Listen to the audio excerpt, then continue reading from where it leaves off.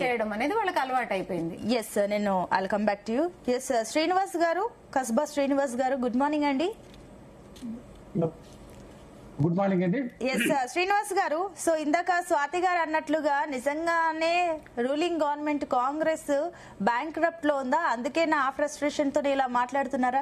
And ఇంకొకటి, రఘునందన్ రావు సవాల్ కి రేవంత్ రెడ్డి సిద్ధంగా ఉన్నారా ఏంటి?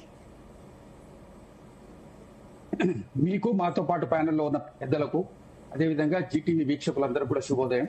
Good morning. ఇప్పుడు మీరు ఏదైతే ప్రశ్న లేవనెత్తారో రఘునందన్ రావు గారు, మీరు ఇమీడియట్ గా అసెంబ్లీ రద్దు చేసి ఎన్నికలు పెట్టడానికి సిద్ధంగా ఉన్నారా, మేము 8 సీట్లు రాజీనామా చేస్తామని అంటున్నారు. నేను ఒక ప్రశ్న అడుగుతున్నా, మీరు పార్లమెంట్ రద్దు చేసి ఎన్నికలకు పోవడానికి సిద్ధంగా ఉంటే మేము కూడా ఇక్కడ అసెంబ్లీ రద్దు చేసి సిద్ధంగా ఉంటారని చెప్పి దానికి సమాధానం ఇవ్వాల్సి వస్తుంది. 5 సంవత్సరాలు ఎన్నికైనటువంటి ప్రభుత్వానికి మీరు సవాలు విసరడం, మీ యొక్క కేంద్ర ప్రభుత్వము గత 2 పర్యాయాలు ఉండి 3వ పర్యాయం 2 సంవత్సరాలు పూర్తి చేసుకున్నది కదా, 12 పుష్కర కాలం పూర్తి చేసుకున్నటువంటి మోదీ గవర్నమెంట్ ఏ విధమైనటువంటి మొదటి మేనిఫెస్టోలో ఇచ్చినటువంటి హామీలు కానివ్వండి, రెండోసారి ఇచ్చినవి కానివ్వండి, మూడోసారి ఇచ్చినవి మీరు ఎన్ని పూర్తి చేసారు, ఏ దేశంగా మీరు పనిచేస్తున్నారు, ఆ విషయాల మీద చర్చబెట్టండి. మీరు కాంగ్రెస్ ప్రభుత్వం ఏదో ఇబ్బందిలో ఉన్నదని ఒక దీన్ని క్రియేట్ చేసి దాన్ని ఇక్కడ రాష్ట్రం లోపల అస్థిరపరచడానికి మీరు చేస్తున్నటువంటి ప్రయత్నం, కేవలం ప్రతిపక్షాలు ఈ దేశంలో ఉండకూడదు, కేవలం ఒక మా పార్టీలో ఉన్న వాళ్ళు ఉండాలి, వేరే వాళ్ళు ఎవరు ఉండొద్దనే ఏకైక ఎజెండాతోటి భారతీయ జనతా పార్టీ పనిచేస్తుంది. ఒక మౌలికమైన అంశాన్ని ఇక్కడ మర్చిపోతుండ్రు. అక్కడ ఏంటంటే ప్రజాస్వామ్యం అంటేనే ప్రతిపక్షం ఉంటేనే దాన్ని ప్రజాస్వామ్యం అంటారు, లేకపోతే దాన్ని ప్రజాస్వామ్యం అనరు.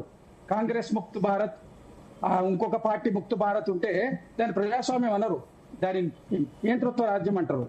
మీకు ఇంత చేస్తే, మీరు ఇంత అభివృద్ధి చేస్తున్నారని మన సోదరి ఇప్పటి వరకు చెప్పిండ్రు. ఏది సికింద్రాబాద్ లో జరుగుతున్నటువంటి రైల్వే అభివృద్ధులు, అనేక పనులు కేంద్ర ప్రభుత్వం నుంచి వచ్చి చేస్తుండని. మరి సికింద్రాబాద్ స్టేషన్సే కానివ్వండి, ఇప్పుడున్న రైల్వే సిస్టమ్ మొత్తం కూడా బ్రిటిషర్స్ తర్వాత దాన్ని ఎస్టాబ్లిష్మెంట్ చేసినంత కాంగ్రెస్ పార్టీ ప్రభుత్వం కాదా? అది మీకు కనబడతలేదా?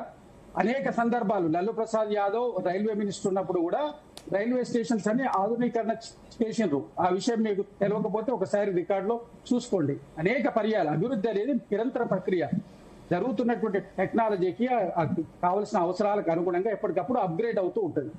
ఈ విషయాలన్నీ పక్కన పెట్టి కేవలం మేము ఇక్కడ నుంచి రాష్ట్ర ప్రభుత్వాన్ని నుంచి కడుతున్నటువంటి ట్యాక్సేషన్ ఎంత, రిటర్న్ వస్తున్నటువంటి ఫండ్స్ ఎంత, మేము కేంద్ర ప్రభుత్వం ఇస్తుంది, కేంద్ర ప్రభుత్వం ఆయన ప్రత్యేక నిధులు ఇస్తున్నదా, ఈ రాష్ట్రం నుంచి టాక్సేషన్ రిటర్న్ ఇస్తున్నది. ప్రభుత్వం నిధులు ఇవ్వకపోతే చీఫ్ మినిస్టర్ రేవంత్ రెడ్డి గారు మోదీ గారిని ఎందుకు కలుస్తున్నారు? కేంద్ర ప్రభుత్వం నిధులు ఇచ్చినా, మరి కేంద్ర ప్రభుత్వం నిధులు ఇవ్వనప్పుడు రేవంత్ రెడ్డి గారు అంత కష్టపడి ఖర్చులు పెట్టుకుని ఫ్లైట్ లో వెళ్లి మోదీ గారిని కలవాల్సినటువంటి అవసరం ఏముంది? మా రాష్ట్రానికి నిధులు ఇవ్వండి అని అడగాల్సిన అవసరం ఏముంది? ఒక నిమిషం అండి స్వాతి గారు. శ్రీనివాస్ గారు, ఒకటి ఇందాక ఆ పాయింట్ జవాబు చెప్పండి. మీరు ప్రశ్న ఒకటి అడిగిన దానికి సమాధానం చెప్పినాక అంటే మీరు ఇందాక చెప్పిన దానికి నాకు సందేహం వచ్చింది. అంటే ఇప్పుడు ఎంత కేంద్రానికి ఎన్ని నిధులు వెళ్తున్నాయి, రిటర్న్లు ఎంత వస్తున్నాయని మీరు అన్నారు కదా, అదే పాయింట్ గతంలో బీఆర్ఎస్ కూడా అనింది, మేము ఎంత పంపుతున్నాం, మాకు ఎంత వస్తుంది, వచ్చేది కాస్త మాత్రమే ఉంది, పంపేది బారణ వచ్చేది చారణ అని చెప్పేసి గతంలో కూడా బీఆర్ఎస్ దీనికి సంబంధించి అనింది. ఈ లెక్క ప్రకారం చూసినా కేటీఆర్ ఆదేశాలని అటు కిషన్ రెడ్డి పాటిస్తున్నారని చెప్పేసి రివర్స్ లో మీరంటారు. అంటే వాళ్ళన్న మాటని మీరు చెప్తున్నారు. ఏ లెక్కను చూసినా మీరు వాళ్ళు కలిసారా, లేదంటే బీజేపీ బీఆర్ఎస్ రెండు కలిసి అయిన కన్ఫ్యూజన్ రేవంత్ రెడ్డి క్రియేట్ చేస్తున్నారు కదా ప్రజల్లో. మీ స్టేట్మెంట్లతోటి పార్టీలు మనుషులు కలవరండి, కేవలం మీడియా చేసేటువంటి. అంటే ఇదే స్టేట్మెంట్ రేవంత్ రెడ్డి స్టేట్మెంట్లతో కూడా పార్టీలు కలవవు అన్నట్టు, అంతేనా? పార్టీలు మనుషులు కలవరు. ఒక్క మాట అండి, నా కంక్లూజన్ కూడా మీరే చెప్తే ఎట్లా? మీరే చెప్పండి. నేను చెప్పిన దానికి నేను అంటున్నాను, నేను చెప్పిన దానికి కలవదని అంటే రేవంత్ రెడ్డి స్టేట్మెంట్ కూడా పార్టీలు మనుషులు కలవరు కదా. మరి మీరు ప్రశ్న అడిగినారు, చెప్పండి శ్రీనివాస్ గారు, చెప్పండి. సమాధానం కూడా మీరే చెప్పుకుంటే మేము చెప్పడం ఎందుకు? దాంట్లో మీరు చెప్పిన దానికి సందేహం వచ్చింది. మీరు చెప్పిన దాంట్లోనే అంటే వాళ్ళు కూడా అన్నారు కదా గతంలో, పంపేది బారణ వచ్చేది చారణ అని. మీరు అదే మాట అంటున్నారు, అవునా కదా? ఎవరు అధికారంలో ఉన్నా అదే మాట అంటారు. జరిగేటువంటిది రాకపోతే రాలేదని అంటారు, వస్తే వచ్చింది అంటారు. మీరేమంటారు? ఏమి ఇవ్వకుండా ఉండదండి. సహజంగా వచ్చేటువంటి గ్రాంట్స్ వస్తుంటాయి.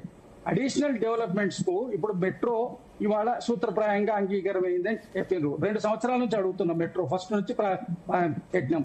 అదేవిధంగా నదీ జలాలకు ఇప్పుడు పాలమూరు రంగారెడ్డి కానివ్వండి, మిగిలిన అంశాలు ఎన్నో వాటిని మనం ఎన్నో అభివృద్ధి కార్యక్రమాలు ఇరిగేషన్ కు సంబంధించినవి కానివ్వండి, రోడ్స్ కు సంబంధించినవి కానివ్వండి, ఇళ్లకు సంబంధించినటువంటి అనేకమైనటువంటి అభివృద్ధి కార్యక్రమాలకు అదనంగా రావాల్సిన గ్రాంట్స్ వస్తలేమని అడుగుతున్నాం తప్ప రెగ్యులర్ వచ్చేటివి ఇస్తున్నాం కదా అని చెప్పి ఆ లెక్కను చెప్తే దాని అర్థమైంది. ఎప్పుడు కిషన్ రెడ్డి గారు మిగిలిన బీజేపీ నాయకులు ఎప్పుడు చెప్పినా రెగ్యులర్ వస్తున్న గ్రాంట్స్ వస్తున్నాయని లెక్క చెప్తారు.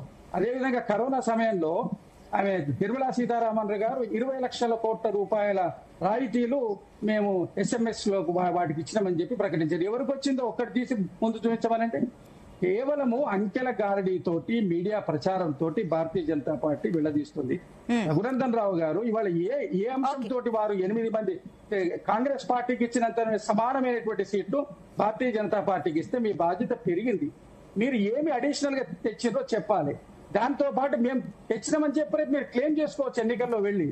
మీరు అదే పెట్టి మీరు ఎంతసేపటికి పొలిటికల్ నేరేటివ్ కాంగ్రెస్ పార్టీ ఎన్నికలప్పుడే ఎన్నికల కోసం పనిచేస్తుంది, కానీ భారతీయ జనతా పార్టీ నిరంతరం ఎన్నికల కోసమే పనిచేస్తుంది. ఇప్పుడు ఏ నేరేటివ్ బిల్డప్ చేయాలి, పెనాల్ని ఎట్లా డైవర్ట్ చేయాలని. ఎందుకంటే దేశం లోపల ఇప్పుడు వాళ్ళు ఇప్పుడు యూపీఏ ప్రభుత్వం వెళ్ళిపోయేటప్పుడు ఎంత అప్పు ఉన్నది, వాళ్ళు ఎంత అప్పు ఉన్నది, ఆస్తులు అప్పుడెన్ని ఉన్నాయి ఇప్పుడు ఎంత ఉన్నాయి అని లెక్కలు తీయమనండి. వాళ్ళు ఎవరికో దేశం మొత్తం తీసుకుపోయి సంపద ఏకీకృతం చేస్తారు. ఓకే అండి, మీ పాయింట్ కి నేను స్టిక్ ఆన్ అయి ఉన్నాను. నేను దాని గురించి స్వాతి గారి దగ్గర జవాబు తీసుకుంటాను. ఒక నిమిషం అండి స్వాతి గారు, నేను ఎందుకంటే శ్రీనివాస్ గారు ఉన్నారు అండ్ వివి రావు గారు కూడా ఉన్నారు, వారి తర్వాత ఈ పాయింట్ కి మీరు సమాధానం చెప్పొచ్చు. బట్ శ్రీనివాస్